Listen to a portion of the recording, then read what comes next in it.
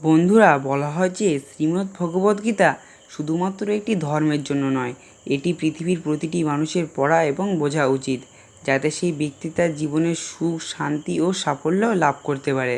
শ্রীমদ্ ভগবদ্গীতায় মোট 18টি অধ্যায় রয়েছে এবং এই 18টি অধ্যায় মোট 700টি শ্লোক রয়েছে, যা সংস্কৃত ও শুদ্ধ বাংলা ভাষায় লেখা।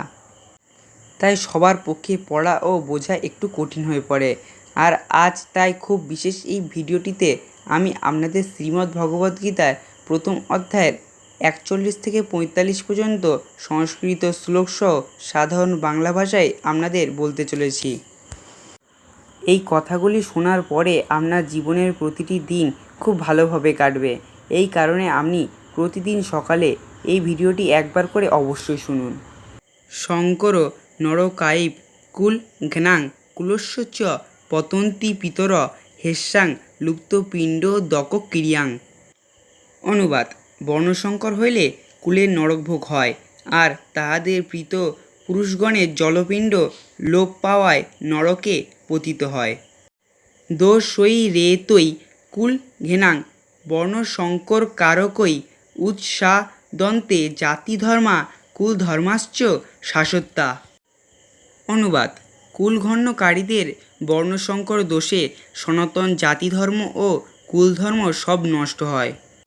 উৎসন্ন কুলধর্মানাং মনুষ্যানাং জনার্দন নরকে নিয়ত বাস ভবতি তুন্যস্সু শ্রম।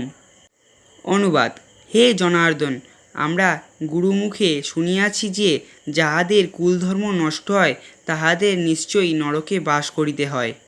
অহো বদ মহৎ পাপ কূর্ত ব্যবসিতা বয়ম যৎ রাজ্যসুখ লোভেন হন্ত স্বজন মধুতা।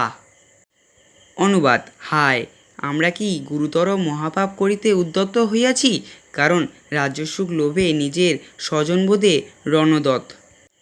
যদি মাম প্রতিকার মশস্ত্র সশস্ত্র পানায় ধার্তরাষ্ট্রারণে হন্যস্ত তন্নে ক্ষেমতর ভবেৎ।